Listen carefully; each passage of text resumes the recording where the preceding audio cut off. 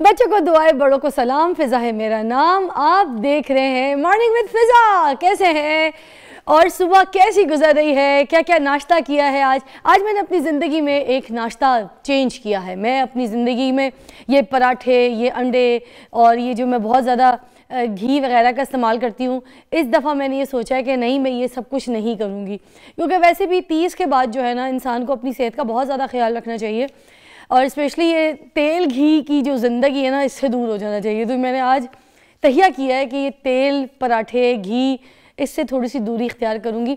कल क्योंकि हम सेट पे ही थे तो मैं बात कर रही थी, जब हम यहाँ पर खाना खा रहे थे मारफा कैफ़े के, जो हमारे जाहिद भाई हैं, उन्होंने जो बिरयानी बनाई थी तो वो हाथ रुका नहीं, तो आप लोग तो चले गए, फिर मैं यहाँ ज़मीन पे टेबल पे रख के बैठ के इधर खाती रही हूँ।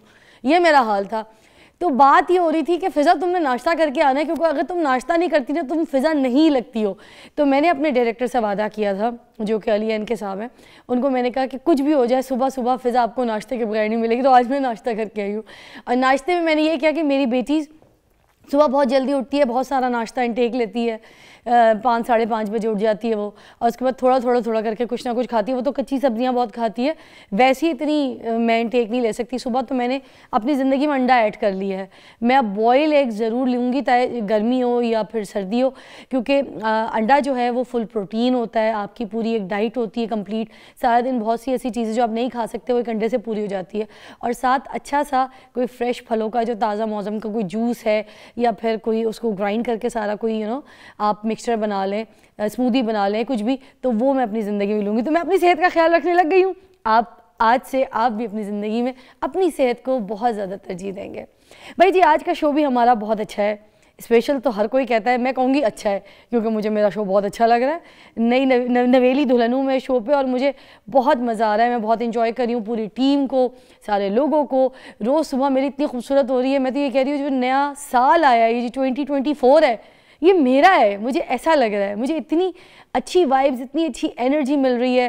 तो ये सब मुझे लगता है मुझे पहले इतनी अच्छी तरीके से नहीं मिली। मेरे खोए हुए पिछले लोग जो थे मेरी टीम के, मैं जब पहले मॉर्निंग शो करती थी, तो वो टीम मेरी मुझे वापस मिल गई है प्लेट में गिफ्ट, इस चैनल के थ्रू। तो 24 जो न्यूज़ चैनल है हमारा, इसने मुझे ये सारी चीज़ें ऐसे गिफ्ट कर दी हैं। मेरे पिछले खोए हुए लोग मुझे वापस मिल गए हैं। मैं बहुत फैमिली फील कर रही हूँ। अब बात ये करनी थी कि आज हमारे शो को मैं क्यों कह रही हूँ कि बहुत अच्छा है, इसलिए कि कुछ ऐसे टॉपिक्स हैं आज हमारे शो पे जो हम डिस्कस करेंगे, जिसमें आपकी बहुत ज़्यादा मदद होगी। वो मैं बताऊँगी वो क्या है। और दूसरा, आज है फरवरी 29, और 29 फरवरी क्या है, क्यों है, ये भी मैं आपको बताती चलूँ कि 29 फरवरी जो है 4 साल के बाद आती है।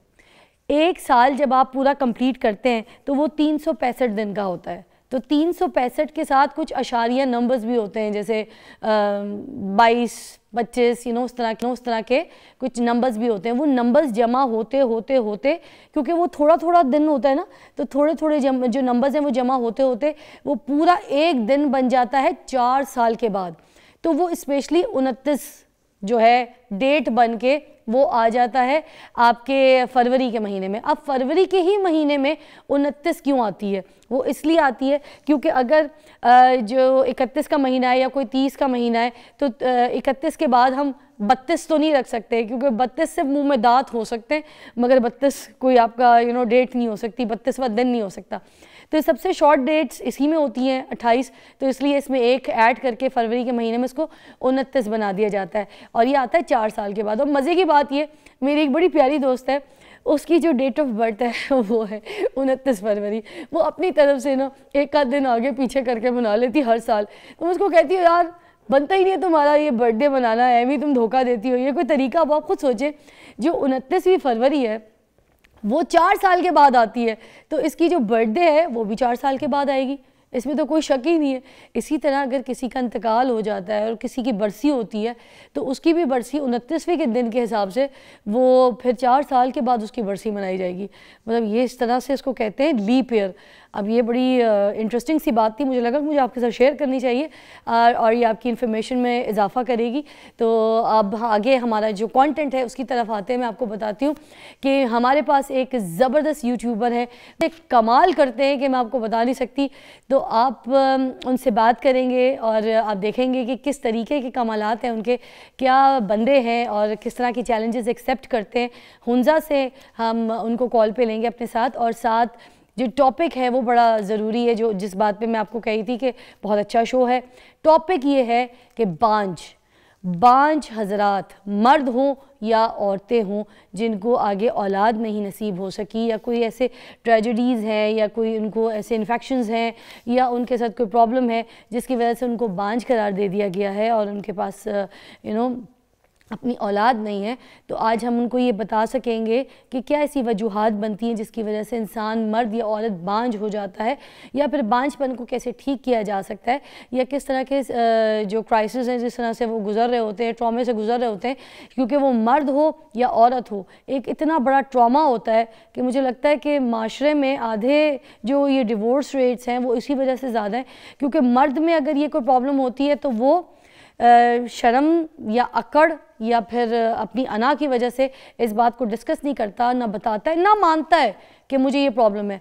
और औरत बेचारी के साथ ये होता है कि औरत को ना सबसे पहले घर वाले ही इंसल्ट करना शुरू कर देते हैं कि भाई ये तो बांझ है, इसने तो मेरे बच्चे को जो है ना एक औलाद तक नहीं दी, उसकी सास हो, नंदे हों, तो ये सारे के सारे जो है ना मिलके उसको एक ट्रॉमा फेस में जो है भेज देते। तो मुझे लगता है ये इतना ज़रूरी टॉपिक है जिसको डिस्कस करना चाहिए और इसके इलाज को खुल के बात करनी चाहिए। तो आज हमारे शो पे सारी चीज़ें मौजूद होंगी, आप देखते रहिए हमारा शो मॉर्निंग विद फिज़ा, और लेंगे हम आपकी लाइव कॉल्स भी इस टॉपिक पे। Take a break.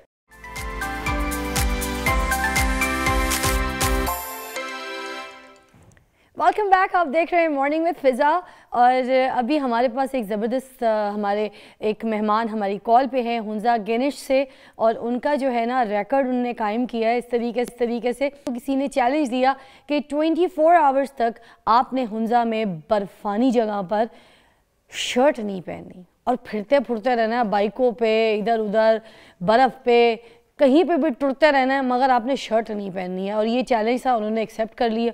और वो कैसे उन्होंने एक्सेप्ट करके क्या क्या उनको हर्डल्स आए, किस तरह की प्रॉब्लम्स उन्होंने फेस की हैं, तो वो तो उन्हीं से पूछते हैं। तो आइए जी बात करते हैं हम यहाँ पर शाहिद हुसैन से। कैसे हैं शाहिद हुसैन? जी मैम कैसे हैं? जी अल्हम्दुलिल्लाह ठीक है, अल्लाह का अरे करम है। ये पैकेज भी साथ साथ चल रहा है, इसी के साथ मैं आपसे सवाल भी करना शुरू कर देती हूँ। पहले तो ये बताएं, बाइक पे आप ये जो फिर रहे हैं, आपको हवा नहीं लग रही? सीने पे, छाती पे तो सीधी ठंड घुसती है, और तेज चला रहे हैं, तो कुछ हो नहीं रहा था? सांस आ रहा था आपको? जी मैम मुझे सर्दी तो लग रही थी, लेकिन लेकिन क्या मुझे कंप्लीट करना था किसी भी हाल में। तो इस तरह फिरते टुरते बाइक पे हैं बिना शर्ट के, आपको अम्मी ने ऐसे कहीं देखा, किसी रिश्तेदार ने देखा हो, आपको पकड़ के लगाई हो गुद्दी पे कि तू पागल तो नहीं हो गया, क्या कर रहा है, किसकी शर्त पे इस तरह से जान दे रहे? कोई लड़की ने तो नहीं शर्त दे दी थी तब शादी करूंगी, जब तुम शर्ट के बगैर जो है ना बर्फों में टुरोगे फिरोगे? इतनी तो कोई कुर्बानी किसी लड़की के चक्कर में हो सकती है? सलमान खान जो है वो शर्ट फाड़ लेता है, आप शर्ट के बगैर बर्फों में फिर रहे हो, दीवाना ना हो तो। क्या किया ये? डाटा किसी ने घर में? बस हर चैलेंज एक्सेप्ट करता हूँ, बस वो जो भी मुझे चैलेंज मिलता है वो सारे एक्सेप्ट करने के लिए मैं तैयार रहता हूँ। तो बस चैलेंज है ये क्यों नहीं खुल के बता रहे किसने दिया था? बताओ ना, हमें तो बता दो, किसी को नहीं बताते है। वो कराची का एक यूट्यूबर है, उसी ने दिया था। झूठा मत बताओ। हाँ आप वीडियो, नहीं वीडियो में आप देख लें, वहां पे डूब्स लाइफ नाम का है, वो कराची से। तो उसकी तुमने मान ली है ना, और ये करके भी दिखा दिया। अच्छा वैसे लोकेशंस इतनी खूबसूरत है, पीछे सूरज, जैसे तुम बैठे हो ऐसे बर्फ़ पे चढ़। एडवेंचरस मूवीज़ हम लोगों ने इस तरह से देखी हैं, बड़ी सारी एडवेंचर मूवीज़ में इस तरह के सीन होते हैं, हाइकिंग के लिए चढ़ रहे लोग, पहाड़ पे जा रहे हैं, K2 के पहाड़ पे चढ़ने की कोशिश कर रहे हैं, इस तरह की हमने बड़ी। और एक बंदा जो है ना पहाड़ में ऊपर बर्फानी इलाके में रह जाता है, उस पहाड़ की चोटी पे ना उतरने का कोई ज़रिया ना जाने का ज़रिया, मगर उनके पास कपड़े होते हैं, इंतज़ामात होते हैं, बैग्स होते हैं। तुम तो बिना शर्ट के, और ये क्या कर रहे हो तुम यहाँ पे? ये पानी बना रहे हो गर्म करके, बर्फ़ों को जमा करके, बर्फ़ का पानी गर्म करके पी रहे हो, आग लगाने के लिए झाड़ियाँ। जब तुमने पहली मतलब वो झाड़ियाँ उठाई ना, मुझे लगा ये खाने लगा है। नहीं, 24 असल घंटे। में पानी माइनस में होता है ना, तो वो बर्फ मैंने पिघला के फिर उससे पानी बना के पी लिया थोड़ा। अच्छा, तो ये गर्म पानी होता है, पता चलता है जब पीते हो गर्म का कुछ, ये इतने इस हालत में, या बिल्कुल भी नहीं पता चला होगा? पानी का तो पता ही नहीं चला होगा, मतलब इतनी ठंड है तुम्हारा तो डॉक्टर दांत निकाल दे तुम्हें पता ना चले, तुम्हें तो कोई इंजेक्शन की सुन करने की भी जरूरत नहीं है। मतलब पहले पहले तो सर्दी लगती है जब मैं मतलब शॉर्ट्स पहन के या हाफ शर्ट में जब हाँ मैं निकला तो तब मुझे सर्दी लगी थी, हाँ मगर थोड़ी देर बाद और टेम्परेचर बराबर सेम हो गया ना जिसम और बाहर के, हाँ। तो तो ऐसा उसके ऐसा बाद कोई आलम हुआ था जिसमें बहुत ज्यादा ठंड लगी हो एकदम से और तुमने जी मैं बिल्कुल जब मैंने रात में जो चैलेंज किया था 24 आवर्स विदाउट शर्ट वाली, हाँ। तो रात में बहुत ही सर्दी लगी थी मुझे, ओए होए। और गंदे से हुए थे सारे तो बाल सारे।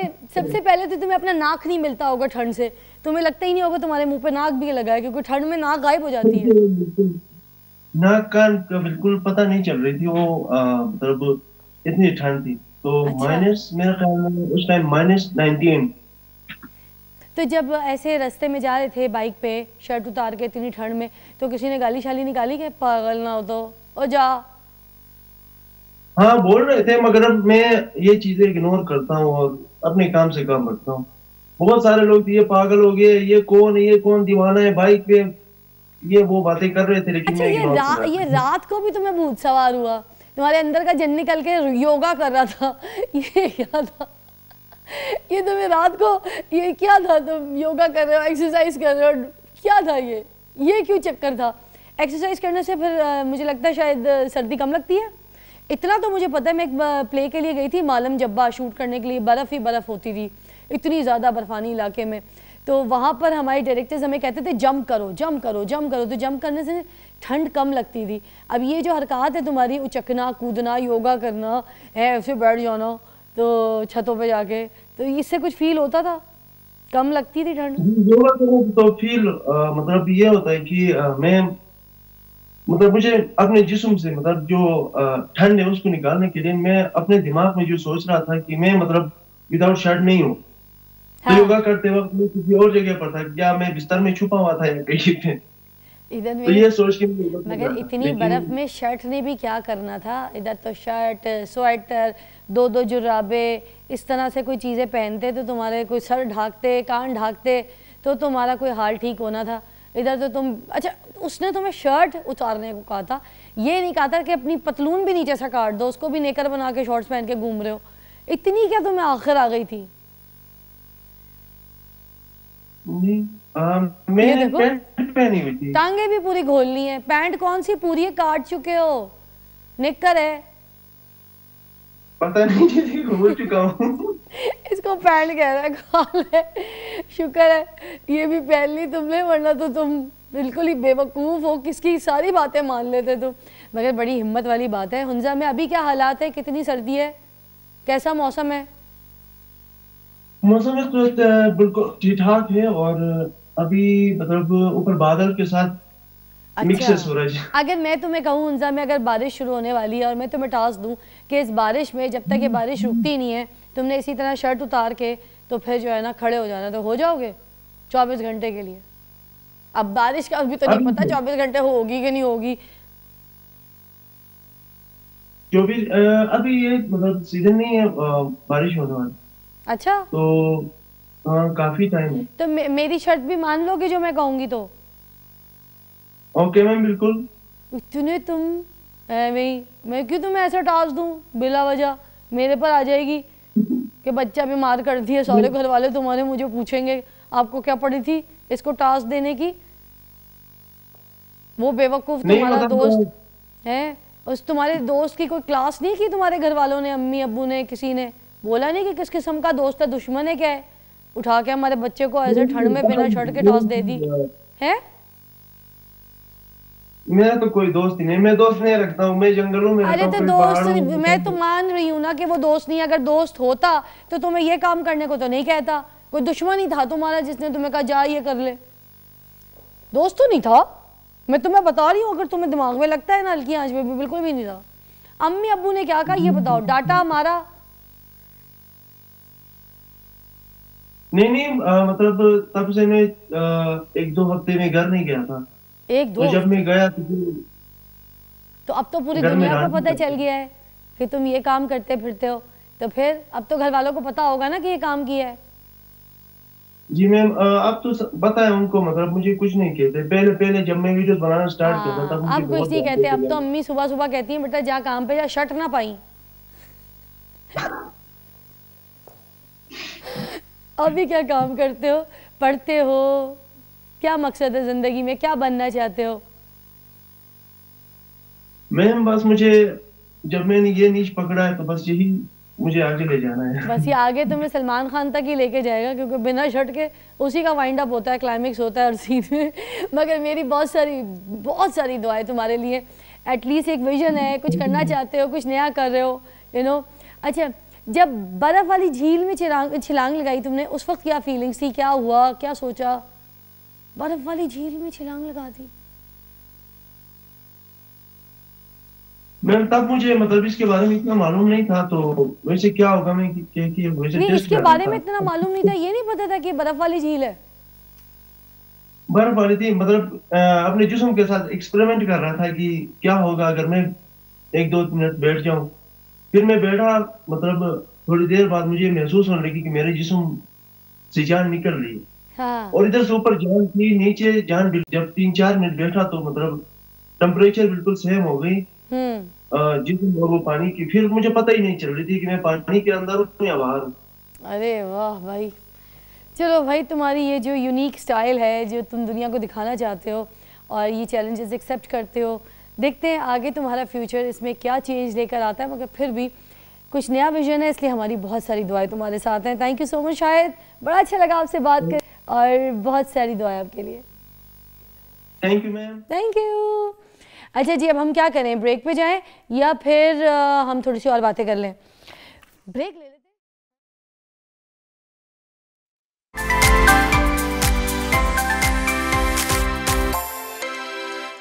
वेलकम बैक, आप देख रहे हैं मॉर्निंग विद फ़िज़ा, और आज का हमारा टॉपिक है बांझ। और बांझ वो टॉपिक है, मुझे लगता है, जो बहुत ज़्यादा लोगों के घर में डिस्कस किया जाता है, क्योंकि किसी की अगर फैमिली में कोई ऐसी औरत है जिसको अगर बच्चा पैदा नहीं हो रहा, तो उसको फैमिली वाले भी ना बांझ कह कह के जो है ना अपने घर में डिस्कस कर रहे होते हैं कि फ़लानी की जो बहू है उनकी शादी हुई थी तो उनके घर में अभी तक बच्चा पैदा नहीं हुआ, हमारे देखो हमारी बहू आई है तो देखो अगले महीने हमें खुशखबरी मिल गई है, तो उनकी बहू को तो बच्चा ही नहीं हुआ। तो इस तरह की बातें शुरू कर देते हैं। या फिर अपनी कोई बेटी उन्होंने कहीं ब्याही हो और उसको आगे बच्चा नहीं हो रहा, तो फिर वो जो उसके पेरेंट्स हैं वो बड़ा ट्रॉमा में चले जाते हैं। पूरी फैमिली में, ये नहीं कि सिर्फ माँ या बाप जाते हैं, फैमिलीज़ भी ट्रॉमास में चली जाती हैं। उनको डिप्रेशन हो जाता है कि हमारी बेटी को बच्चा नहीं हो रहा, अभी हमने शादी करके दी है, अच्छे घर में शादी करके गई है, खाते पीते घराने में गई है, और उसको जो है अभी साल हो गया, 2 साल हो गया, उसको प्रेगनेंसी नहीं हो रही, तो वो सारा डिप्रेशन लेके बैठ जाते हैं कहीं हमारी बेटी घर वापस ना आ जाए। एक वो पेरेंट्स का भी ट्रॉमा, घर वालों का भी, फिर उस खुद बंदे को या बंदी को जो ट्रॉमा कि भाई हमारी औलाद कोई नहीं है, फिर मियाँ बीवी ट्राई कर रहे हैं मगर उसके बावजूद ऐसा कोई उनको जो है हल नहीं दिख रहा है जिसमें उनको कोई प्रेगनेंसी की खबर मिल सके। समटाइम्स ये होता है कि मर्द जो है वो प्रेग्नेंट जो है वो उसको नहीं, उसके अंदर ऐसी चीज़ें, कमज़ोरी है कि जिसकी वजह से वो बच्चा पैदा नहीं कर सकता, मगर वो अपनी बीवी को डिस्कस नहीं कर सकता, अपने घर वालों को डिस्कस नहीं करता, ना अपने ससुराल वालों को, ना अपने माँ बाप को। तो उसकी अना जो है वो उसको इजाज़त नहीं देती कि वो अपने आप को बोले कि मेरे अंदर फॉल्ट है। तो वहाँ पर वो डिवोर्स रेट, झगड़ा घर में, और मर्द तो मैंने देखा जल्लाद बन जाता है, जानवर बन जाता है जब उसके अंदर कोई ऐसी कमज़ोरी हो या उसके अंदर कोई ऐसी बात हो। तो औरत के साथ अगर कोई ऐसा मसला आ जाए तो औरत भी चिड़चिड़ी रहती है, फ्रेंडली नहीं रहती, या डिप्रेशन में चली जाती है, या फिर उसको ये जो हमारे लोगों के ताने हैं वो जीने नहीं देते। तो इन सब का हल जो है आज आपको यहाँ पर मिलेगा कि क्या बांझपन जो है उसका कोई इलाज नहीं है, या बांझपन क्यों होता है, इसकी क्या वजूहात है, और बांझपन को कैसे दूर किया जा सकता है। और तीसरी ये बात कि हमने माशरे को कैसे ठीक रखना है कि अगर किसी की लेट प्रेगनेंसी हो रही है तो उसको इतना ट्रॉमाटाइज ना करें, मुझे याद है कि जब मेरी शादी हुई थी तो मेरी 7 साल के बाद जो है, शादी के 7 साल के बाद फ़राल जो है पैदा हुई थी, और मेरी प्रेगनेंसी भी लेट हुई थी। तो इसमें ऐसी कोई चीज़ नहीं होती है कि आप किसी को ट्रॉमाटाइज़ कर दें, डिप्रेशन में ले जाएं। तो ऐसे बहुत से घर हैं, उनको आज मैं ख़ास तौर पे रिक्वेस्ट करूँगी कि मेरा ये शो ज़रूर देखें। ये शो सिर्फ आपके लिए है। लाइव कॉल्स लेंगे, जिन जिन को प्रॉब्लम है खुल के बात कीजिए, पूछिए सवाल, आपको क्या डिप्रेशन है, क्या ट्रॉमा है, और प्रेगनेंसी को लेके आप क्या सोच रहे हैं जिसकी वजह से अभी आप प्रेग्नेंट नहीं हो पा रही। तो हमारे डॉक्टर्स बैठे हैं यहाँ पे, साइकियाट्रिस्ट बैठे हैं हमारे साथ। सबसे पहले हैं डॉक्टर अरूबा, जो कि गायनाकोलॉजिस्ट इन फर्टिलिटी स्पेशलिस्ट भी हैं। अस्सलाम वालेकुम। और साथ साथ हमारे यहाँ पर तशरीफ़ रखती हैं डॉक्टर नबीहा अली ख़ान, जो कि साइकियाट्रिस्ट हैं, और हमारे साथ कॉल पे होंगी डॉक्टर आयशा मजीद, जो कि कराची से होंगी। तो थैंक यू फॉर कमिंग। ये बताइए कि नबीहा जी, इतने जो ट्रॉमाटाइज हो जाते हैं लोग, इतना जो प्रेशर होता है, जैसे मैंने भी अपने इंटरव्यू में बोला है, तो इसको कैसे कंट्रोल किया जा सकता है? सबसे पहले फैमिली, फिर साथ वो औरत, और अगर मर्द में है इशू तो मर्द। देखिए, जब हमारे माशरे में ज़ाहिर है कि शादी एक बेसिक रिश्ता है, ये जिस पर ये कायनात बनी है, और मियाँ बीवी का रिश्ता अज़ल से अब तक चलता रहेगा। इसी तरीके से जब शादी होती है तो सबसे पहला जो फैमिली में मैटर्स होते हैं वो ये होते हैं कि बस जल्दी से जो है वो लड़की प्रेग्नेंट हो जाए, एक खुशखबरी मिल जाए। इसको खुशखबरी के नाम से जो है वो एसोसिएट हमने कर दिया। हमारे कुछ मेंटल इश्यूज़ होते हैं अपने, जो हमने एक थॉट्स बना लिए हैं। असल में हर चीज़ डिपेंड ऑन सोच। आपकी सोच क्या है, आप कैसा सोचते हैं। आपने एक सोच बना ली है कि मेरे घर में जो नई शादी हुई है, बस 1 साल के अंदर अंदर हमें खुशखबरी मिल जानी चाहिए। और ये बच्चा जो होता है ना, वैसे ज़ाहिर है बच्चे तो हर घर की रौनक होते हैं, ये डिमांड भी होती है और अच्छी बात भी है। लेकिन अगर कहीं नहीं हो रहा तो इसमें तो अल्लाह की मर्ज़ी है, बंदा तो कुछ नहीं कर सकता। अगर आप जो है वो 1 साल बाद, 2 साल बाद एक लड़की को जो है, अच्छा ख़ास तौर पर हमारे माशरे में ख़वातीन को प्रेशराइज़ किया जाता है कि तुम्हें बच्चा नहीं हो रहा, जबकि ये मियाँ और बीवी दोनों के लिए जो है वो बड़ी तकलीफ़देह बात होती है कि बार बार जब किसी रिश्तेदार में बैठ रहे हैं, लोगों में बैठ रहे हैं, आप उन्हें टीज़ कर रहे हैं। ये टीज़ करने का जो अमल है, ये उनके जो एक मेंटल डिसऑर्डर है उसमें लेके चला जाता है। ये स्ट्रेस से शुरू होती बात जो है वो, इवन मैंने यहाँ तक ख़वातीन को देखा है कि वो एंजाइटी पेशेंट बन जाती हैं। वो अपने आप को जो है वो एक कमरे में बंद करना जो है वो शुरू कर देती हैं। अपने लोगों से जो है वो ताहट फ़ील होने लगती है। कोई घर में रिश्तेदार आता है तो उसके सामने जाते हुए जो है वो तकलीफ़ महसूस करती हैं। अपने घर वालों से, अपनी सास या अपनी नंदों के सामने जाते हुए जो है वो हेजिटेट होती हैं। अपने काम में अपने आप को बिज़ी रख लेती हैं, किचन में ज़्यादातर वक्त निकालना शुरू कर देती हैं कि किसी ना किसी तरीके से वो बात टल जाए कि जो बार बार जो है वो घर वाले या बाहर वाले दोहरा रहे हैं कि जो है वो कोई खुशखबरी आई, कोई खुशखबरी आई। ये खुशखबरी जो है ये किसी और सेंस में भी तो हो सकती है। एक लड़की पूरा घर बार छोड़ के आपके घर पर आई है, आप उसको मेंटली सेटिस्फाइड रखो, आप उसको इजी रखो, आप उसके लिए जो है वो आसानियाँ पैदा करने वाले बने, ना कि आप उसके लिए प्रेशराइज करो कि आपने जो है वो ये काम होना चाहिए। इसी काम के लिए शादी नहीं होती। लेनी पड़ेगी डॉक्टर नबीहा, हम वापस आते हैं, इस चीज़ को मज़ीद डिटेल में जाकर डिस्कस करेंगे। कॉल्स आना शुरू हो गई हैं, हम कॉल्स भी लेंगे और हम आपके सवालात भी अपने प्रोग्राम में शामिल करेंगे। देखते रहिए मॉर्निंग विद फिज़ा।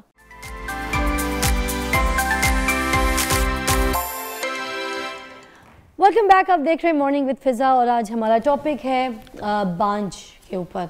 तो हमारे साथ जो डॉक्टर्स हैं उनसे हम बात कर रहे हैं और ये पूछ रहे हैं कि इसकी क्या वजूहात होती है कि आप प्रेग्नेंट नहीं हो पाते, कौन से ऐसे इन्फेक्शंस होते हैं या क्या ये इसको लोग डिजीज़ समझना शुरू आते हैं। Is it like that? Doctor Aruba आप बताइएगा। जी, ये जो आपने topic, of course this is very important और आप सही कह रहे हैं कि एक टर्मिनोलॉजी होती है जिसके इस टर्म की वजह से ही वो एक औरत इतने डिप्रेशन में जाना शुरू हो जाती है, कॉलिंग हर बांझ या कुछ ऐसा। एक्चुअली मेडिकली तो अब ये सारी टर्मिनोलॉजी भी चेंज हो गई है। We don't call anyone infertile, या हम उसको भी यूज़ सब फर्टिलिटी या समबडी जिसकी औलाद नहीं हो रही। इस तरह की टर्मिनोलॉजीज़ वैसे भी अब दुनिया से ख़त्म हो रही हैं ताकि ये डिप्रेशन और ये चीज़ें कम से कम हो सके। दूसरा ये कि यस, आपकी बात बिल्कुल ठीक है कि जब एक लड़की की शादी होती है और उसके ऊपर जिस तरह प्रेशर शुरू हो जाता है कि प्रेगनेंसी है या नहीं है, तो मेडिकली अगर आप मेरे से पूछें तो बाय डेफिनेशन सब फर्टिलिटी में जब तक 1 साल तक तो देयर इज़ नो रीज़न कि उसको किसी को कुछ कहे। If a couple is living together, अगर मियाँ बीवी साथ रह रहे हैं और अपेरेंटली कोई कॉज नहीं है, फ़ीमेल की एज 35 ईयर से कम है, तो फिर उनसे पूछना भी या उनसे उनकी कोई इन्वेस्टिगेशंस कराना या उन्हें किसी डॉक्टर के पास फ़ौरन जाने की ज़रूरत नहीं होती, क्योंकि जो एविडेंस है वो कहता है कि 80% से ज़्यादा कपल्स एक साल में ख़ुद ही कंसीव कर जाते हैं। 80% बहुत बड़ा फिगर है। मतलब हमारे मुल्क में कहा जाता है 3 मंथ्स के बाद ही। मेरे पास बहुत सारे पेशेंट्स मैक्सिमम 6 मंथ्स के बाद आते हैं। यंग कपल्स होते हैं इन 20s में, अर्ली 30s में, कि बट कोई अपेरेंटली रीज़न नहीं है। वैसे मर्द और औरत की जो प्रेग्नेंट ना होने वाली जैसे प्रॉब्लम्स होती हैं, इसकी क्या वजूहात होती है बांझ होने? अच्छा, ये बड़ी इंटरेस्टिंग बात है, मैं आपके प्रोग्राम से बताना चाहूँगी। जैसे आपने शुरू में बताया है कि मेल्स अपनी इन्वेस्टिगेशंस नहीं कराना चाह रहे होते, तो अगर आप ओवरऑल कॉजेज़ देखें तो मेल सब फर्टिलिटी का सबसे ज़्यादा इंसिडेंस है। वो जिसे कहते हैं ना कि तालीम, मुझे लगता है इसका मैं जवाब लूँगी। मैं आपको दोबारा सवाल छोड़ती हूँ ज़रूर, ताकि लोग भी सुन लें कि मर्द और औरत के बीच में ये जो बांझपन है, इसकी क्या वजूहात होती हैं। इसके टोटल पॉइंट्स आज हमने सही वाले बताने, ताकि लोग तरीके से जान सकें। एक ब्रेक के बाद आपसे मिलते हैं। आप देखते रहिए मॉर्निंग विद फिज़ा।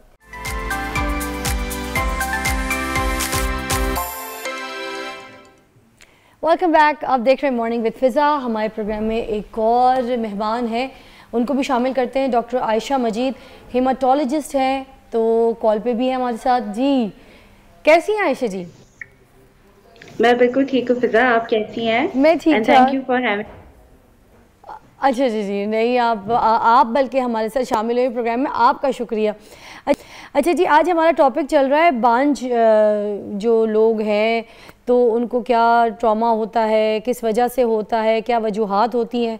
तो आप हमारे साथ शामिल रहिएगा। पहले हम क्योंकि सवाल कर चुके थे डॉक्टर अरूबा से, तो उनसे पहले जवाब लेंगे कि क्या वजूहात होती हैं। आप जवाब दे रही थी कि कौन कौन से ऐसे रीज़न्स होते हैं जिसकी वजह से ये प्रेगनेंसी नहीं होती। जी, ये औलाद का ना होना में जो सबसे कॉमन है ओवरऑल, उसमें मेल सब फर्टिलिटी का इंसिडेंस सबसे ज़्यादा है। और उसके बाद एक कॉज आती है जिसको साइंस ने टर्म दिया अनएक्सप्लेन्ड सब फर्टिलिटी, यानी कि मेल की भी सारी रिपोर्टें ठीक होती हैं और फीमेल की भी, बट उसके बावजूद उनका औलाद नहीं हो रही होती। इसका ये मतलब नहीं है कि वजह कोई नहीं है, डेफिनेटली वजह होती है, लेकिन प्रॉबेबली अभी तक कोई ऐसा टेस्ट या साइंस शायद उस जगह तक नहीं पहुंची कि वो वजह पता लग सके। और उसके बाद 3rd नंबर पे जाके फ़ीमेल कॉजेज़ आती हैं, जिसके अंदर हार्मोनल इम्बैलेंस भी है, ओव्यूलेशन यानी एग का रिलीज़ सही टाइम पे और ठीक क्वालिटी का ना होना, और फिर कुछ स्ट्रक्चरल डिफॉर्मिटीज़ जिसके अंदर ट्यूबें बंद होना, या फाइब्रोइड्स या कोई सिस्ट्स वगैरह। सो आप ये नोट करें कि जो फीमेल सब फर्टिलिटी है वो बहुत नीचे जाकर है, और जो मेन कॉजेज़ हैं उसकी तरफ मोस्टली लोग ध्यान नहीं दे रहे होते। जैसे मैं आपको शायद ब्रेक में भी बता रही थी कि पेशेंट्स आते हैं तो वो फ़ीमेल आई होती हैं और साथ सास और बहू आए होते हैं, और मेल जो है हस्बैंड वो कई दफ़ा नहीं आए होते हैं, and he is mostly not willing कि वो कोई टेस्ट कराएं अपना। और वो जिस तरह कहते हैं ना कि ताली 2 हाथों से बजती है, आप एक हाथ को जितना भी लेके चलें वो फिर गलत भी हो जाता है। इनफैक्ट सिर्फ फीमेल को लेके ट्रीटमेंट स्टार्ट नहीं की जा सकती जब तक मेल के सारे टेस्ट ना हो जाएं। तो मतलब जब औरत को आप लोग बुलाते हैं टेस्ट के लिए, चीज़ों के लिए, तो फिर आपने मर्द को भी साथ बुलाना है। Exactly. उसका हस्बैंड का होना ज़रूरी है, उसके भी टेस्ट होने हैं। बिल्कुल, हस्बैंड के टेस्ट ज़रूरी हैं, साथ फीमेल का टेस्ट, और 3rd नंबर पे एक इंटरवेंशन अगर या कोई ऐसा टेस्ट जैसे ट्यूबें चेक करना जिसके लिए लेप्रोस्कोपी या कोई ख़ास इन्वेस्टिगेशन चाहिए होती है, वो फिर 3rd नंबर पे आता है। अच्छा जी, क्योंकि ये ना हो कि फ़ीमेल के सारे हम टेस्ट कर लें, यहाँ तक कि कोई ख़ास किस्म के टेस्ट जिसमें हो सकता है कैमरा डाल के देखना हो या बॉडी पे कोई तकलीफ़ दे के वो टेस्ट करना हो, वो हम करते रहे, उन्हें दवाइयाँ देते रहे, और बाद में पता चले कि ट्रीटमेंट तो मेल को चाहिए थी। अच्छा डॉक्टर आयशा, आप ये बताइएगा कि कितने अरसे के बाद डॉक्टर से रुजू करना चाहिए अगर प्रेगनेंसी नहीं हो रही शादी के बाद? देखिए, अगर शादी के बाद कपल बिल्कुल हेल्दी हैं और दोनों ही अनप्रोटेक्टेड इंटरकोर्स करते हैं फॉर अबाउट 2 इयर्स, 2 साल तक अगर वो लोग कोई प्रिकॉशन यूज़ नहीं करते, कंट्रासेप्शन यूज़ नहीं करते, और फिर भी अगर वो कंसीव नहीं कर पाते, तो फिर उन दोनों कपल को, मर्द और औरत दोनों को एक साथ डॉक्टर से रुजू करना चाहिए, ताकि पता चल सके कि वजह क्या है कि वो कंसीव नहीं कर पा रहे। अच्छा, तो आप कहती हैं कि फिर मतलब साल 2 साल के बाद? जी बिल्कुल, 2 साल तो रिकमेंडेड है, लेकिन हमारे यहाँ चूंकि कल्चर हमारा ऐसा है कि वलीमे के अगले दिन ही लोग पूछना शुरू कर देते हैं कि जी बताएं बताएं क्या है, और बहुत ज्यादा प्रेशर डालना शुरू कर देते हैं। लेकिन रिकमेंडेड ये है कि 2 साल जो है वो कम से कम वो अनप्रोटेक्टेड इंटरकोर्स, उसके बाद अगर नहीं हो रहा कंसेप्शन और अदरवाइज हेल्दी हैं दोनों मेल और फीमेल, तो डेफिनेटली उनको डॉक्टर से रुजू करना चाहिए। अच्छा, हमारे प्रोग्राम में कॉल्स आ रही हैं, मगर कुछ मर्द हजरात जो हैं वो शर्मा रहे हैं। आपसे रिक्वेस्ट है, शर्माने की कोई ज़रूरत नहीं है। ये एक ऐसी बात है जो लोग मतलब डॉक्टर से पूछ सकते हैं, किसी से मशवरा ले सकते हैं, कोई माहिर इंसान से। इस तरह से अगर आपने कोई किसी डॉक्टर से रुजू कर लिया, पूछ लिया, तो उसमें कोई ऐसी बात नहीं है, क्योंकि हम यहाँ पर आपकी हेल्प के लिए बैठे हैं और आपकी मदद करना जो है वो हमारे लिए सबसे इम्पॉर्टेंट है। अच्छा जी डॉक्टर उर्वा, मुझे एक चीज़ और बताइएगा कि ये एक सेकंड कॉल ले लेते हैं। याया जी, अस्सलाम वालेकुम। गुड मॉर्निंग, कैसी हैं आप? ठीक ठाक। कैसा लगा आज का टॉपिक आपको हमारा? बहुत टॉपिक पे मैं जरूर बात करूँगा। पहले तो मैं आपने स्टार्टर लिया था, भाई देखें फिजा, आप अपना सेहत का बिल्कुल आप अच्छा बैठ के नाश्ता करें, अंडे शंडे खाएं, तो प्रोग्राम चलेगा, फिर ऐड चलेगी, तभी तो आपकी बिल चलेगा ना। बहुत जरूरी है, हम लोग भी इसी तरह एनर्जेटिक रहेंगे जब आप एनर्जेटिक रहेंगे तो।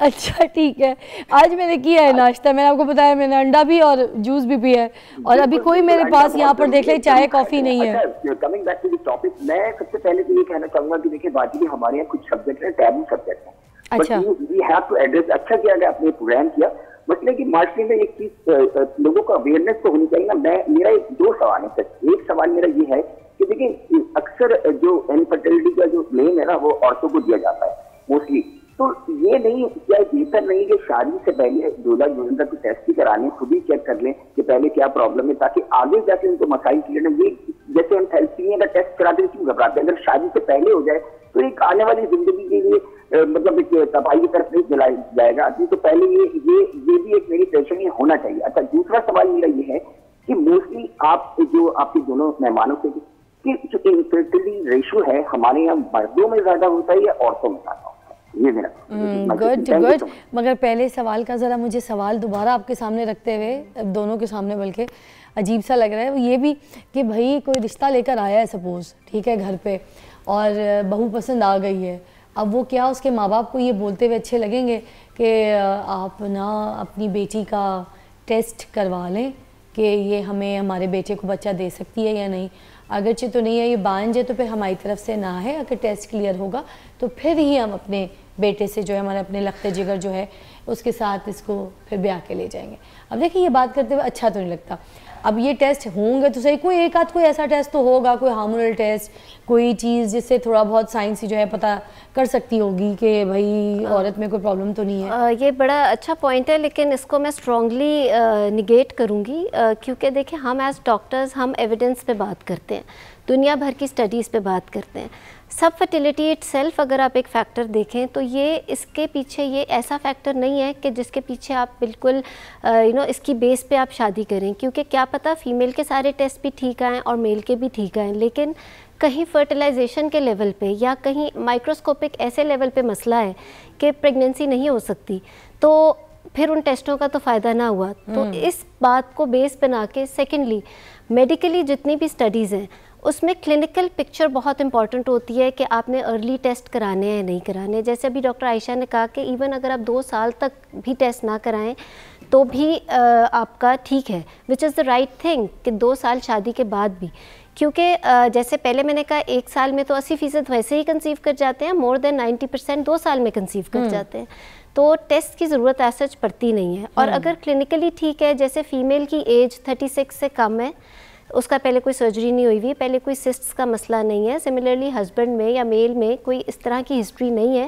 तो फिर टेस्ट कराने की ज़रूरत नहीं है। इसमें तो कोई डाउट नहीं है। ज़्यादातर प्रॉब्लम्स जब देखी जाती है तो पता चलता है कि औरत के जो है उसमें सिस्ट है। आप सही कह रहे हो, लेकिन इंटरेस्टिंग बात यह है कि मोर देन 95% ट्रीटेबल है। मर्द की कौन से ऐसे इश्यूज हैं जिसकी वजह से प्रेगनेंसी नहीं होती? हस्बैंड के बड़े इंपॉर्टेंट, क्योंकि जैसे मैंने कहा कि फीमेल्स में तो more than 95% are treatable. Male के अंदर एक फैक्टर होता है, अगेन उस स्पेसिफिक चीज़ का इंसिडेंस बहुत लो है, जिसे एजोस्पर्मिक कहते हैं, यानी कि बिल्कुल एब्सेंस ऑफ स्पर्म्स के, यानी कि जिसे कहते हैं कि जरासीम का होना ही नहीं। That is yes, sperm count nil होना, लो होने का भी ट्रीटमेंट है। अच्छा, उसकी ट्रीटमेंट है? ट्रीटमेंट बिल्कुल है, बिल्कुल नील होना despite after biopsies and extractions. अगर वो नील हो तो फिर वो एक ऐसा पॉइंट होता है जिसमें डिक्लेयर किया जाता है कि प्रेगनेंसी इज इम्पॉसिबल। ये उसमें ये इम्पॉसिबल का भी आ जाता है? Yes, obviously there is a point. Similarly female में भी देयर इज अ पॉइंट कि जिसमें ओवेरियन फेलियर हो चुका हो। अच्छा, तो एक पॉइंट होता है, बट वही बात है कि वो बहुत कम चांस होता है, उसमें बहुत सारे फैक्टर्स होते हैं। वजूहात ऐसी होती हैं कि जिसकी वजह से ये पॉइंट आ जाता है कि नहीं बिल्कुल नील है या स्पर्म काउंट जो है वो बहुत लो है? जी, मर्दों में मर्दों में बहुत सारी चीज़ें होती हैं, बचपन से कई चीज़ें ऐड ऑन हो जाती हैं, जिसमें मम्स की हिस्ट्री होना या मर्द के अंदर कोई सर्जरी की हिस्ट्री होना, वेरिकोसिटीज़ या वेरिकोसील होना। सेकेंडली ये कि कुछ ऑक्यूपेशनल हैज़र्ड्स भी होते हैं, कुछ फैक्ट्रीज़ होती हैं जिसके अंदर आप कंटिन्यूसली 24 घंटे जो मजदूर होते हैं उनका केमिकल एक्सपोजर होता है, उनका अल्टीमेटली एक कॉल शामिल करते हैं। शाहिद हैं हमारे प्रोग्राम में। अस्सलाम वालेकुम शाहिद, मुल्तान से।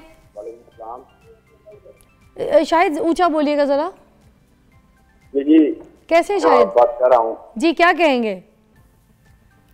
ये बात ये है कि मेरी शादी को तकरीबन 8 साल हो गए हैं। 8 साल पैदा हुआ है, अब 4 साल हो गए हैं। 4 साल बच्चा पैदा नहीं है। अमल होता है वो 1 महीने 2 महीने ठहरता है, फिर ज़ाया हो जाता है। ओह नहीं, इसमें ये बात तो क्लियर है कि इनमें कोई प्रॉब्लम नहीं है। आप कॉल पे रहिएगा, आप देखें आपको जवाब मिल रहा है यहाँ पे। इसमें ये बात तो डॉक्टर साहब क्लियर हो जाती है ना कि जो भाई हैं उसमें कोई ऐसा प्रॉब्लम नहीं है या उनको किसी इलाज की ज़रूरत नहीं है, क्योंकि हमल तो ठहरता है मगर वो ठहर नहीं पाता। इस केस को रिकरेंट प्रेगनेंसी लॉस का नाम दिया जाता है, यानी हमल हो रहा है, इसमें फ़ीमेल का भी ठीक है और मेल का भी ठीक है। एक दफ़ा एम्ब्रियो की इम्प्लांटेशन हो जाए, यानी कि प्रेगनेंसी टेस्ट पॉजिटिव आ जाए ब्लड का बीटा HCG, अच्छा, इसका मतलब ये है कि सब फर्टिलिटी वाली चीज़ तो ख़त्म हो गई। ठीक है। अब ये रिकरेंट प्रेगनेंसी लॉस का केस बन गया, उसके अंदर बहुत सारे फैक्टर्स आ जाते हैं, जिसके अंदर जेनेटिक इश्यूज़ हैं, उसके अलावा कुछ हार्मोनल इश्यूज़ भी होते हैं फीमेल्स के, शुरू के जो ट्राइमेस्टर में लॉस हो जाता है, और फिर कुछ यूट्रस के अपने मसले भी होते हैं, जिसमें यूट्रस के अंदर पर्दा होना या कुछ स्ट्रक्चरल एबनॉर्मेलिटीज़ होना। ये कितनी बार ऐसे हो चुका है शायद साहब? ये तकरीबन 4 से 5 मरतबा हो चुका है। 4 से 5 मरतबा जी, अनफॉर्चुनेटली ये बहुत ही डिप्रेसिंग बात होती है, लेकिन इसको अगर आप एक तो हमल होने से पहले ही डॉक्टर से रुजू करें ताकि उस चीज़ को शुरू से पकड़ा जा सके। शाहिद साहब उनकी सेहत कैसी है? वैसे सेहत कैसी है, कमज़ोर हैं या फिर आप पूछ सकती हैं? नॉर्मल है। नॉर्मल है। खाती पीती भी ठीक है? जी, खाती पीती ठीक है, कमज़ोर तो नहीं है ना? नहीं कमजोर नहीं जी। और ये कज़न मैरिज तो नहीं है? आपकी कज़न मैरिज तो नहीं है? कमजोर नहीं है, खाती सही है। शाहिद साहब कज़न मैरिज तो नहीं है आपकी? कज़न मैरिज तो नहीं है, मतलब आपकी कज़न के साथ खाला की बेटी या फुप्पो या मामू आपस में कज़न मैरिज तो नहीं है? वाइफ और आप कज़न्स तो नहीं है?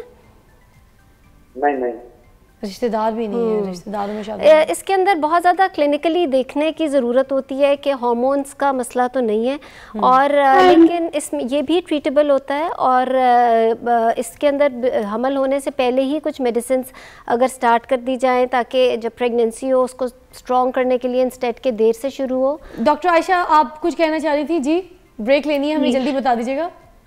जी, इसके अंदर एक चीज़ बहुत इंपॉर्टेंट है कि बाज़ औक़ात हेमेटोलॉजिकल पॉइंट ऑफ व्यू से एक चीज़ होती है जिसमें खून गाढ़ा हो जाता है, जो हमारे नेचुरल एंटीकोगुलेंट्स हैं उनकी डेफिशिएंसी हो जाती है, ये जेनेटिकली जो है वो कम हो जाते हैं, जिसमें एक कंडीशन एक्वायर्ड है जिसे एंटी फॉस्फोलिपिड सिंड्रोम कहते हैं। कुछ चीज़ें जिस्म के अंदर आप समझ लें इसको, इस तरह के ऐसे प्रोटीन शामिल हो जाते हैं जो कि हमल को होने नहीं देते। उसका इलाज बिल्कुल मुख्तलिफ है, उसमें फिर एंटीकोगुलेंट देकर और जो है वो गायनोकोलॉजिस्ट के साथ हम लोग एज अ टीम काम करते हैं, और फिर ऐसे बहुत सारे केसेस असल में अनफॉर्चुनेटली अंडर रिपोर्टेड हैं। मुझे लग रहा है शायद इनकी वाइफ को इस तरह का कोई इशू हो, या फिर हमारे नेचुरल एंटीकोगुलेंट्स जो है वो अल्लाह ताला ने जैसे हमारे बॉडी में खून को जमाने की भी एक सलाहियत दी है और एक्स्ट्रा खून जम ना सके उसे रोकने की भी एक सलाहियत दी है। अच्छा, तो ये सारे मैकेनिज्म एक साथ काम करते हैं।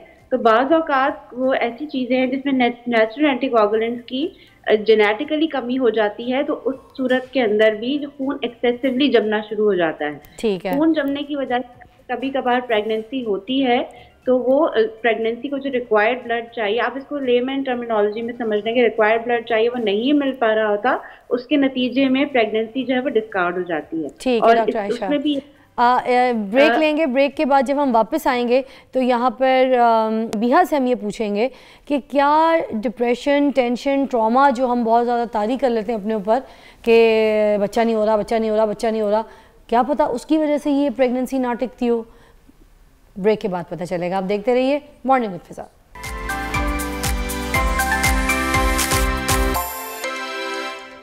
Welcome back. आप देख रहे हैं मॉर्निंग विद फिजा और हमारा टॉपिक है आज का बांझ का, जिसके ऊपर हम सवालात कॉल्स भी ले रहे हैं और हमारे साथ सारे डॉक्टर्स। और स्पेशली एक सवाल मैंने यहाँ पर अभी ब्रेक से पहले पूछा था डॉक्टर नबिया जी से कि आप बताइए कि ये जो ट्रॉमा है, जो डिप्रेशन है और ये जो ताने हर वक्त के मिल रहे होते हैं औरत को या मर्द को, क्या ये भी वजूहात बनती है प्रेग्नेंट ना होने की?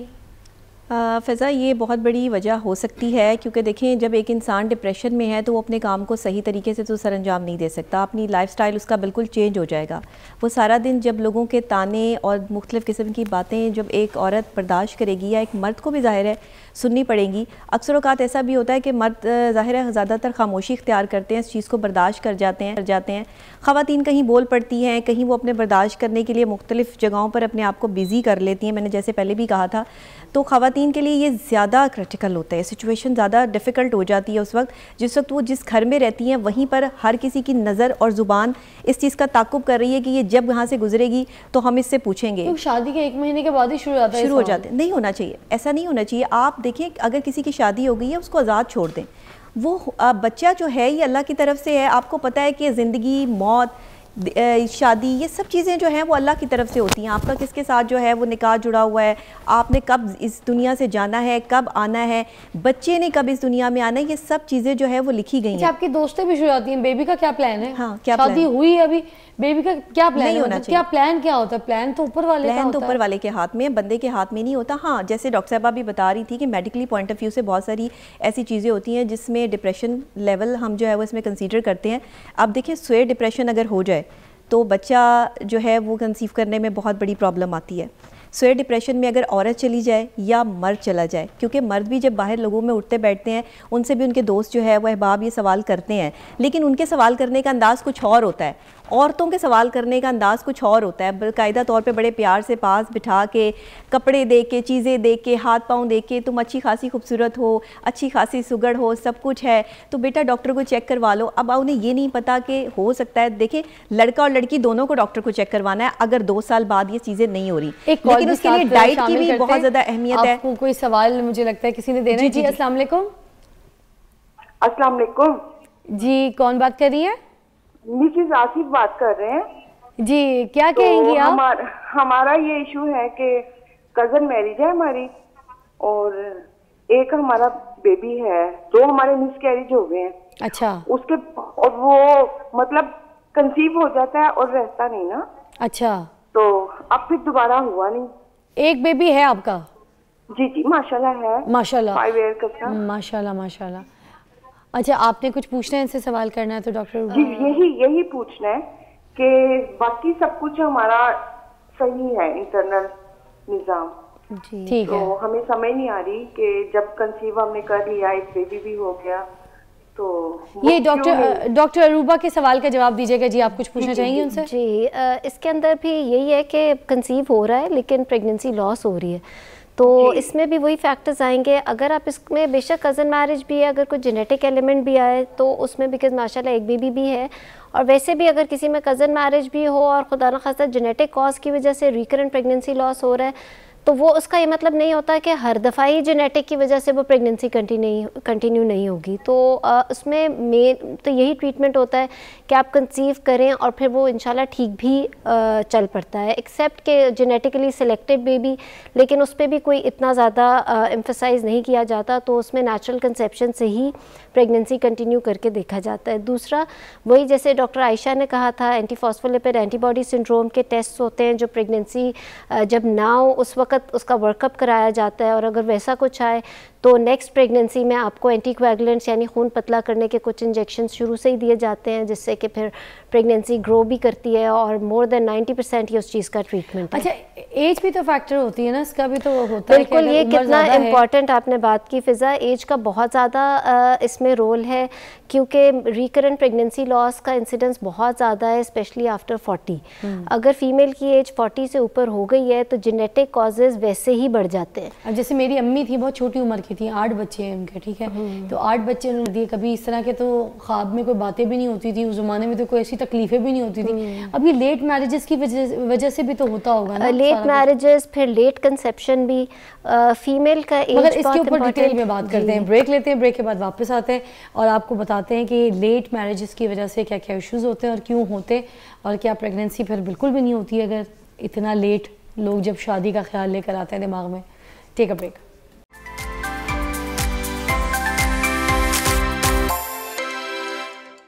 वेलकम बैक, आप देख रहे हैं मॉर्निंग विद फिज़ा और हमारा आज का टॉपिक है बांझ के ऊपर हम बात कर रहे हैं। अच्छा जी, हमारे साथ कॉल है मिसेस शमशेर टोबा टेक्सिंग से। अस्सलाम वालेकुम। वालेकुम अस्सलाम जी, आप कैसे हो? ग्रेट, कैसी हैं आप? क्या मसला है, बताइए बताइए। अल्हम्दुलिल्लाह, मेरा मसला ये है कि मेरी ना शादी 24 साल हो गए हैं, तो मेरे एक बेटा है जी, तो आउट ऑफ फैमिली मेरी शादी है। तो हस्बैंड जो है थोड़ा यानी कि थोड़ा एज में मेरे से बड़े थे। अच्छा। तो मैंने डॉक्टर साहब से ये पूछना है कि एक तो एज का मसला जो होता है, बीवी छोटी हो या शौहर बड़े होते हैं तो उनका भी कोई प्रॉब्लम होता है। मेरी तकरीबन माहवारी जो है ना वो काफ़ी टाइम से, यानी कि मैं 27-28 साल की थी तब से मेरी माहवारी जो है ना वो ख़राब होना शुरू हो गई। आजकल आपको पता है कि शौहर हजरात जो हैं वो थोड़ा सा शौकीन होते हैं इधर उधर मुँह मारी में, थोड़ा मुझे इन्फेक्शन भी हो, मैं इलाज करती रही और मैंने काफ़ी जगहों से इलाज करवाया, तो ये आहिस्ता आहिस्ता ज़्यादा ख़राब होती चली गई। तो बस मेडिसिन भी जैसे डॉक्टर हजरात देते रहे मैं लेती रही। तो अब जो है ना तकरीबन मेरी एज 37 साल हो गई, तो शौहर जो है वो भी अब वीकनेस हो रही है मुझे भी बहुत ज़्यादा। तो माहवारी वाला मसला मेरा कहीं से भी हल नहीं हुआ, थोड़ा बहुत जो आता था यानी कि मेडिसिन से जो आते थे तो वो भी माहवारी का मसला अब ख़त्म हो रहा है। तो बहुत जल्दी मेरी वीकनेस ऐसे कि बाल झड़ गए, चेहरा इतना कमज़ोर होता चला जैसे बिल्कुल 80 साल की बूढ़ी लड़की होती है। तो ऐसी अब एज भी इतनी, यानी कि कहते हैं लोग कि इतनी एज तो नहीं है, लेकिन आपका ना चेहरे से बहुत ज़्यादा एज लग रही है।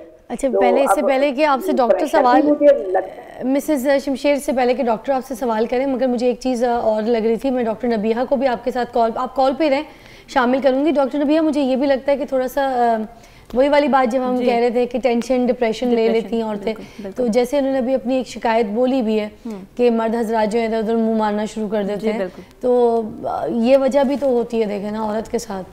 अब औरत ये टेंशन में अपनी एज फौरन बढ़ा लेती है, क्योंकि इसमें तो कोई शक नहीं, जब आप इस तरह के दिमाग में ट्रॉमास लेंगे तो सबसे पहले आपको डिप्रेशन जो आपको एज दिखाना शुरू कर देता है आपकी वक्त से पहले। बिल्कुल, तो वो वक्त से पहले, जबकि उनके मियाँ उनसे उम्र में भी बहुत बड़े हैं, मगर वो ये कह रही है कि मैं बहुत बड़ी दिखना शुरू हो गई हूँ, तो क्या कहेंगे आप पहले? अच्छा देखिए, एज का फैक्टर लाजमी होता है, डॉक्टर्स भी इस चीज़ को जो है वो मानते हैं, लेकिन आपने ये वाली बातें भी सुनी होंगी कि 75 ईयर्स ओल्ड जो आंटियाँ हैं, इतनी बड़ी बड़ी जो है वो ख़वातीन हैं, उनके घर भी बच्चा पैदा हो जाता है। क्यों? क्योंकि उन्होंने अपने माइंड को जो है वो रिलैक्स किया हुआ है। मुझे आप ये बताइएगा डिप्रेशन लेवल आपका कैसे रिलैक्स करें? ये तो वही नामुमकिन है। ये तो मैं अब इनसे पूछती हूँ ना कि ये इस हवाले से जो इन्होंने जो डिप्रेशन लिया है उसका लेवल किया है, किस तरीके से महसूस करती हैं? अगर आपके हस्बैंड जो है वो आपको प्रॉपर टाइम दे पाते हैं, नहीं दे पाते, आप लोगों का क्वालिटी टाइम क्या है और एक दूसरे की तरफ अट्रैक्शन आपकी जो है वो कितनी है? मुझे इस हवाले से बताइएगा। शमशीर बताइएगा। अभी वो कॉल से चली गई, ये सवाल ठीक है। अच्छा देखिए, ये बहुत चीज़ काउंट करती है कि मियाँ बीवी के अंदर इंट्रैक्शन कितनी है। देखें, अक्सर औक़ात ऐसे होता है कि मियाँ को बीवी के साथ या बीवी को मियाँ के साथ जो है वो कुछ ऐसी चीज़ें होती हैं जो पसंद नहीं होती हैं। मैं यहाँ पर जो है वो थोड़ा सा आपको खुल के डिफ़ाइन करना चाहूँगी कि जब मियाँ बीवी का क्वालिटी टाइम होता है, उससे पहले आपको साफ़ सुथरे रहना, खुशबू लगाना, अपने आप को जो है वो नीट एंड क्लीन रखना बहुत ज़रूरी होता है। अक्सर औकात ख़वातीन इस चीज़ का ध्यान नहीं करती हैं, जिसकी वजह से वो अट्रैक्शन लेवल जो है वो आपका माइंड लेवल जो है वो डाइवर्ट हो जाता है। बाहर की ख़वातीन, आपने कभी सोचा है कि मर्द बाहर क्यों जाते हैं? मर्द बाहर इसलिए जाते हैं कि आपने अपने आप को सजाना संवारना वो अपनी एज के हिसाब से जो है वो कम कर दिया। वो जो शादी के पहले दिन होते हैं उस वक्त जो आप सजती संवरती हैं, अपने शौहर को टाइम देती हैं, वो आपका माइंड रिलैक्स होता है। मुल्तान से उनको भी कॉल पे शामिल करते। जी जी, हेलो, अस्सलाम वालेकुम फिजा आपकी। वालेकुम अस्सलाम। जी नसरीन, क्या कहेंगी? मैं फिजा आपकी, मैं बड़ी परेशान हूँ, टेंशन में हूँ, लेकिन अब सारी मैरिड की आ रही है, मैं अनमैरिड हूँ, मेरी उम्र 30 है और मैं स्टूडेंट थी, पहले स्कूल पढ़ा, फिर मैंने कुरान पाक हिफ्ज़ किया है। तो फिर अब शादी का टाइम था तो बड़े भाई की डेथ हो गई, फिर अब्बू की हो गई, अम्मी की हो गई। अचानक 1 साल के अंदर 3 डेथें हो गई हैं, तो फिर वो टेंशन भी है। और फिर दुनिया जहाँ भी निकलो वहीं शादी नहीं हो रही, फिर ये टेंशन, और फिर आपकी बहुत मसले मसाइल, टेंशन मैं बहुत लेती हूँ, क्योंकि हम घर के मेन 3 अफराद और इतने प्यारे अफराद वो चले गए। फिर ऊपर से शादी की मेरी फुल तैयारी थी, मेरा सारा सामान भाई ने तैयार किया हुआ था, तो फिर वो भी टेंशन। अब मेरा ना दूसरी डेट है, तो मुझे मेंसेस का मसला बन रहा है, पता नहीं टेंशन से हो रहा है, ये क्या मसला है। तो फिर मैं भी अपना शेयर करना चाह रही थी, डॉक्टर इतनी अच्छी आई हुई है, तो मैंने नजदीकी हॉस्पिटल में है, वहाँ चेकअप भी करवाया, तो उन्होंने मेडिसिन ली थी, वो कहती हैं कि टेंशन से भी होता है और खून गाढ़ा भी हो जाता है। कौन कौन सी दवाइयाँ खा रही हैं आप, बता दीजिए डॉक्टर रूबा। पतला करने की, खून पतला करने की, ठीक है। और मुझे नसरीन आप पहले बताइए, उनसे पूछ लेती हूँ मैं, क्योंकि वो डॉक्टर आयशा क्योंकि है ही ब्लड पे स्पेशलिस्ट, तो आप प्लीज बताइएगा डॉक्टर आयशा।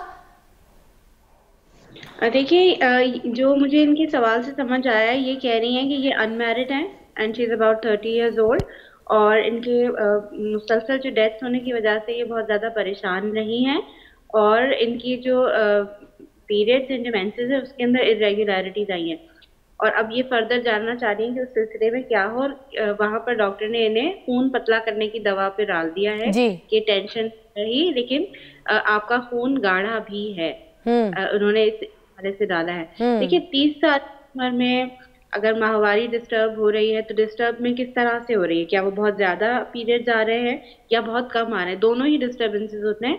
ज्यादा माहवारी आना भी डिस्टर्बेंस है के उसमें अकाउंट होती है, और कम आना भी जो है वो ये मेंस्ट्रुअल इरेगुलरिटी के अंदर शुमार होता है। अच्छा, खून गाढ़, इसका कोई टेस्ट वेस्ट है जिससे पता चल सकता है एग्जैक्टली क्या? ये नॉर्मल हिस्ट्री जो है, हिस्ट्री एक होती है मिनार्की की एज, जब पीरियड स्टार्ट होते हैं उस दौरान बॉडी हमारी सेट हो रही होती है कि हर औरत जो है या हर लड़की जो है उसका जो मेंस्ट्रुअल साइकिल है वो वेरी करती है, एक बंदे की जरूरी नहीं है दूसरे बंदे की जितनी हो, और हर बॉडी का वो नॉर्मल होता है, किसी का 5 days, किसी का 3 days, किसी का 7 days। ये उस बॉडी के लिए जो पीरियड्स हर मंथ हैं वो नॉर्मल रहते हैं। लेकिन अगर किसी ने इनको खून पतला करने की दवा पे डाला है तो इसका मतलब है कि इनको कहीं ना कहीं क्लॉट वगैरह हुआ होगा, जिसकी वजह से ब्लड को पतला करने की मेडिकेशंस दी हैं। Thank you doctor Ayesha. अभी एक ब्रेक लेते हैं, ब्रेक के बाद वापस आते हैं, आप साथी शामिल हैं।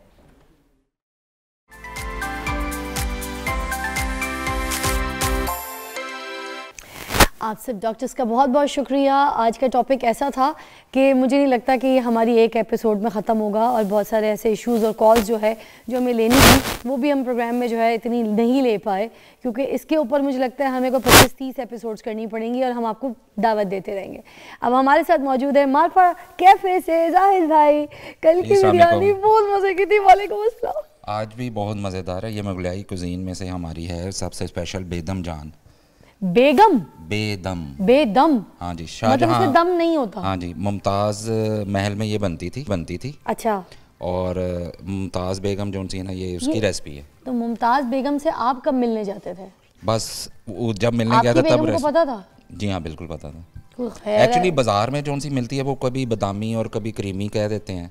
बेसिकली ये निकली वहीं से है, मुमताज़ बेगम के महल से ही, और बेदम जान कहते हैं। और ये पक्की रेसिपी है? हाँ जी। ये दही है या क्रीम है? ये वाला ये क्रीम है, और दही और क्रीम में बनती है। काजू बादाम और डाल के दूध में इसको ग्राइंड किया जाता है, इसकी ग्रेवी को। देन उसके बाद ये फिर खाने के काबिल होती इसकी है। स्क्रीन पे जो है रेसिपी देख लीजिए, इसको मैं प्रूव कर रही हूँ। एक बार घर पे आज बनाइए और खाइए, इतनी है कि मैं आपको बता नहीं सकती। खुशबू भी वैसी जैसे कौरमे की क्रीमी। कल मुलाकात होगी एक नई रेसिपी, एक नए टॉपिक, नए मेहमानों के साथ। अभी मुझे इजाज़त दीजिए, मैं खाना खा रही हूँ। अल्लाह हाफिज़।